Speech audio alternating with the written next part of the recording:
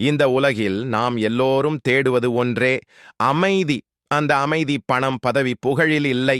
அது இருக்கிறது ரஹ்மானின் கருணையில். அல்லாஹ் அருளாளன், கருணை நிறைந்தவன். அவன் தன்னை ரஹ்மான் என்று அழைக்கிறான், அதாவது அளவற்ற கருணை கொண்டவன். நாம் அவனை அழைக்கும் முன்பே அவன் நம்மை கவனித்துக் கொண்டிருக்கிறான்.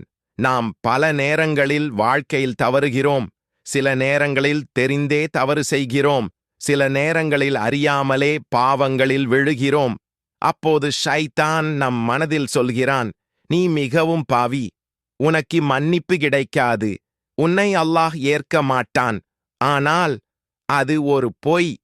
ஏனெனில் ரஹ்மானின் கருணை எந்த பாவத்தையும் விட பெரியது. அல்லாஹ் சொல்கிறான், என் அடியார்களே, உங்கள் மீது நீங்கள் அநியாயம் செய்திருந்தாலும் என் கருணையில் நம்பிக்கை இழக்காதீர்கள். இதுதான் ரஹ்மானின் அழைப்பு. நம்பிக்கை இழந்த இதயங்களுக்கு அவன் தரும் வாழ்க்கை. ஒரு மனிதன் ஒரு பாவம் செய்தால், அவன் திருந்தி மன்னிப்பு கேட்டால், அல்லாஹ் அவனை மன்னிக்கிறான்.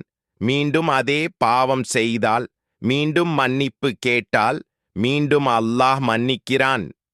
இதுதான் ரஹ்மானின் கருணை. நாம் எத்தனை முறை விழுந்தாலும் அவன் எத்தனை முறை எழுப்புகிறான்.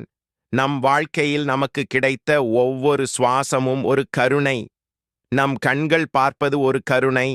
நம் இதயம் துடிப்பது ஒரு கருணை. நாம் தூங்கும்போது உயிருடன் எழுவது, அதுவும் ரஹ்மானின் கருணை. சில நேரங்களில் நாம் கேட்கிறோம், எனக்கு ஏன் இந்த சோதனை, எனக்கு ஏன் இந்த துன்பம்? ஆனால் நாம் மறந்து விடுகிறோம், சோதனையும் ஒரு கருணை. ஏனெனில் சோதனை இல்லை என்றால் நாம் அல்லாஹ்விடம் திரும்ப மாட்டோம். கண்ணீர் இல்லை என்றால் துவா பிறக்காது. வலி இல்லை என்றால் நம்பிக்கை ஆழமாகாது. ரஹ்மான் நம்மை உடைப்பதில்லை, அவன் நம்மை உருவாக்குகிறான். நாம் துவா செய்யும்போது சில நேரம் அது உடனே நிறைவேறாது. அது மறுப்பல்ல, அது தாமதம். அந்த தாமதத்திலும் ஒரு கருணை ஒளிந்திருக்கிறது. நாம் நினைப்பது நமக்கு நல்லது, ஆனாலே அல்லாஹ் அறிந்தது நமக்கு மிகச் சிறந்தது. அதனால்தான் அவன் சில விஷயங்களை எடுக்கிறான், சில விஷயங்களை தர மறுக்கிறான். அதுவும் ரஹ்மானின் கருணையே. நீ இப்போது மனச்சோர்வில் இருந்தால், தனிமையில் இருந்தால், யாரும் புரியவில்லை என்று நினைத்தால், ஒரு விஷயம் நினைவில் வை, அல்லாஹ் உன்னை புரிந்து கொண்டிருக்கிறான். உன் மௌன துவாவையும் அவன் கேட்கிறான். உன் கண்ணீரையும் அவன் எண்ணுகிறான். ரஹ்மானின் கருணை சூரியனைப் போல. அது நல்லவர்களுக்கு மட்டும் ஒளி அளிப்பதில்லை, தவறியவர்களுக்கும் ஒளி அளிக்கிறது. திரும்ப விரும்புவோருக்கு வழி காட்டுகிறது. அதனால் நம்பிக்கை இழக்காதே. நீ எவ்வளவு தூரம் விலகியிருந்தாலும் ஒரு படி அல்லாஹ் நோக்கி நடந்து செல். அவன் 10 படி உன் பக்கம் வருவான். இதுதான் ரஹ்மானின் கருணை.